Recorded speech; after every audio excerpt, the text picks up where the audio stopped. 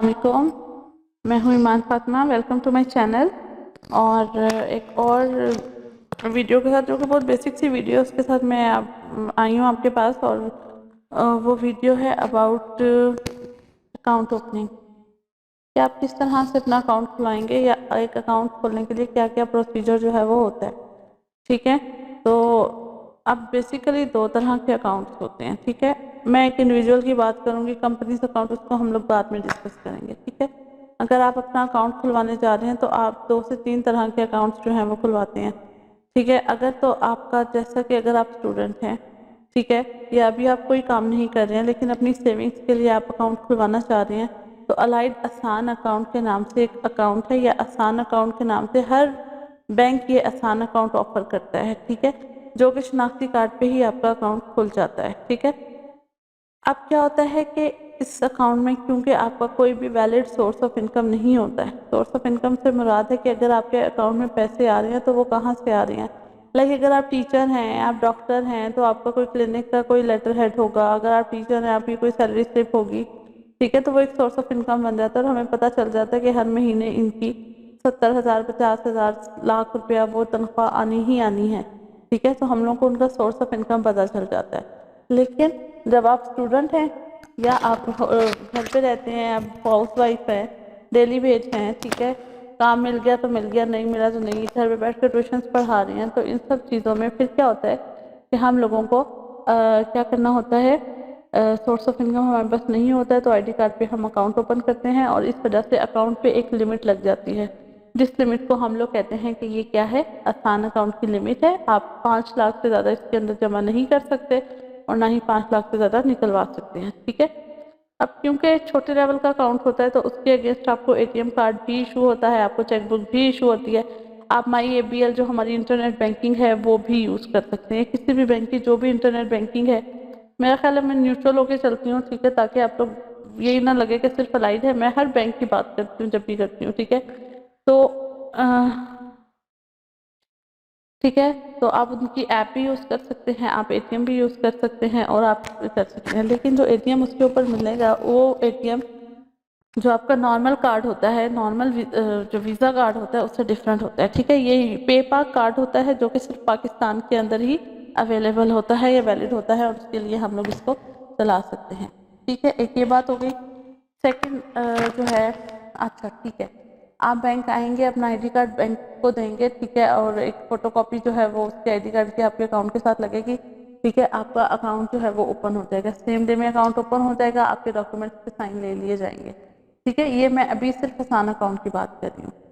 अच्छा, पहले ऐसे होता था कि आपको आसान अकाउंट, किसी भी तरह का अकाउंट होता है तो आपके एड्रेस की वेरिफिकेशन होती है। ठीक है, आपके घर में एक लेटर रिसीव होता है, और वो लेटर आप लेकर बैंक आते हैं, तो ही आपको चेकबुक और एटीएम जो है वो इशू होती है। ठीक है, तो अब नॉर्मली ऐसा होता है कि आसान अकाउंट पे आपको जो लेटर है वो इशू नहीं होता। ठीक है, क्योंकि वो बेसिक सा अकाउंट है, इस वजह से आपको प्रायोरिटी नहीं मिलता है। तो इस चीज़ से आप सेफ हो जाएंगे कि आपको जो है वो LOT वगैरह सिप के साथ बाउंड होना नहीं पड़ेगा। बस 3 से 4 दिन में आपका अकाउंट रेगुलर हो जाएगा।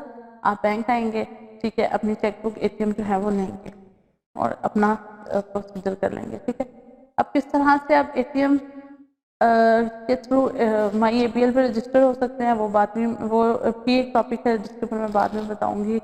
साथ साथ वीडियोस बनाती रहूँगी। अभी मुझे लगा ये इंपॉर्टेंट टॉपिक है, तो मैंने उस पर बना लिया। ठीक है, तो ये आसान अकाउंट इस तरह से आपका ये प्रोसीजर है। इससे आगे पीछे एक भी प्रोसीजर हुआ तो वो होगा। ठीक है, आपकी एक बायोमेट्रिक भी होगी बीच में, और इस तरह से आपका अकाउंट खुल जाएगा।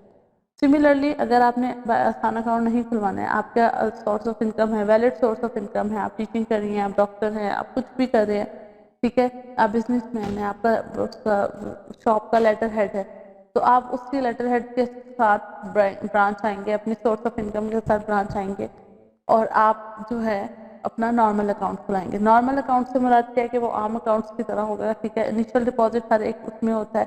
अच्छा, एक और चीज़, अगर आपने एटीएम लेना है, ठीक है, वो भी चॉइसेस होती हैं। बहुत से लोग होते हैं जो कि चेकबुक पे प्रेफरेंस करते हैं। तो बैंक में जब भी आप अकाउंट ओपन करेंगे, आपकी फर्स्ट चेकबुक जो है वो फ्री होगी।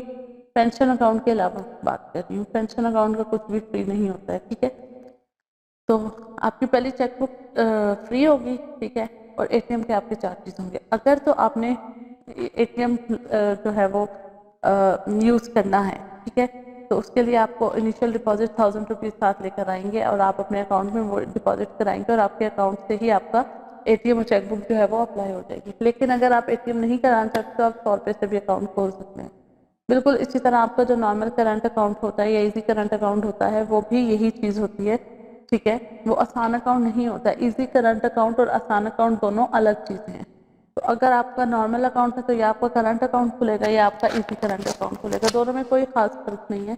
करंट अकाउंट से थोड़ा सा आसान कर दिया, एवरेज बैलेंस का थोड़ा सा फर्क है और वो इस तरह से।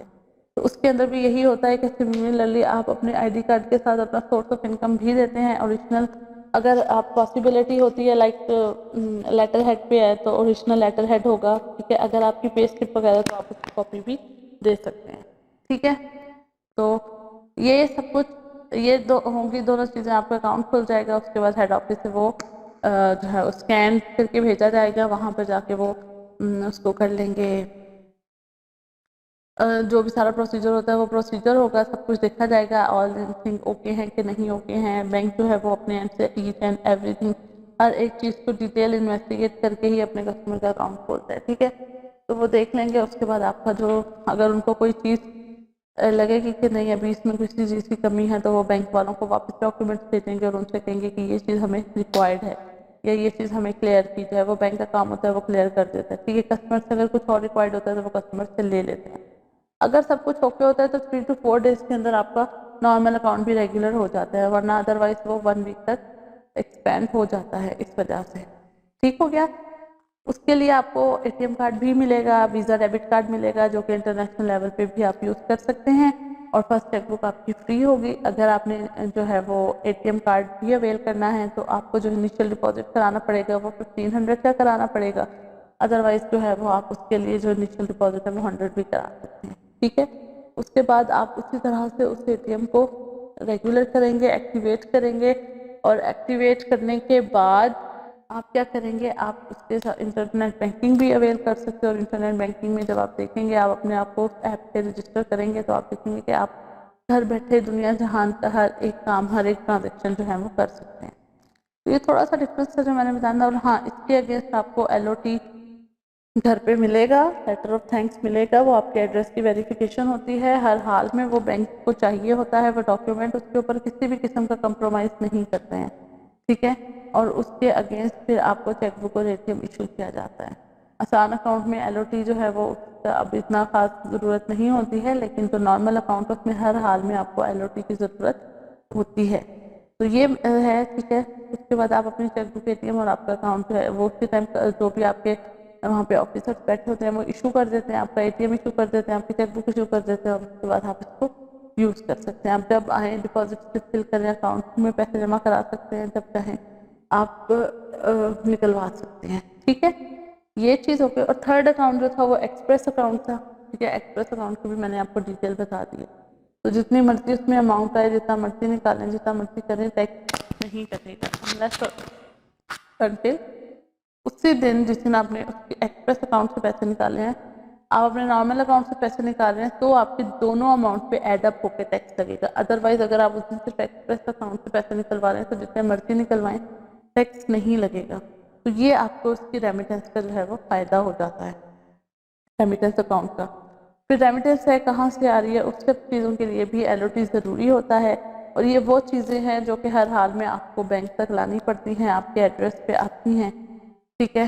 तो इस थोड़ी सी चीज़ के लिए जो है वो आपको करना पड़ेगा कंप्रोमाइज़, क्योंकि बैंक की पॉलिसीज़ होती हैं, घर में अलाउ नहीं करें। आप उसको कन्विंस करने की कोशिश करें, आप उनको बताएं कि जो है वो बैंक ओपनिंग जो है वो बहुत आसान और टिपिकल सी चीज़ है, कोई उसके अंदर इतना खास प्रॉब्लम या इस तरह की कोई चीज़ नहीं है, ठीक है। तो आई होप कि वो समझेंगे। अगर वो खुद बैंकिंग चैनल्स यूज़ कर रहे हैं तो वो डेफिनेटली इस चीज़ को अंडरस्टैंड करेंगे कि ये चीज़ हमारे कितनी जो है वो आसान है या हमें हमारे लिए आसानी का बाइस है, ठीक है। तो बस यही एक वीडियो थी जो मैं आज आप लोगों के साथ शेयर करना चाह रही थी। Thank you for my side. और प्लीज़ इस प्रोसीजर को आप डिटेल से आप लोग देख लीजिएगा कि अगर आप अकाउंट खुलवाने जा रहे हैं उससे पहले क्या क्या चीज़ें आपके पास होनी चाहिए। और ये अकाउंट है, सिंपलेस्ट तरीका है, ठीक है। अपना बैंक में अकाउंट ओपन करें, सेविंग्स करें, ठीक है। सेफ रहें और सिक्योर भी रहें। बस thank you so much from my side. I hope आपको मेरी आज की वीडियो भी पसंद आएगी और इसमें बहुत से क्वेश्चंस जो मुझसे पूछे गए थे आज ही वो भी कवर अप हो जाएंगे। ठीक है, तो थैंक यू। अपना बहुत सारा ख्याल रखिएगा, दुआ में याद रखिएगा और मेरे चैनल को सब्सक्राइब करते रहे। Thank you. अल्लाह हाफिज़।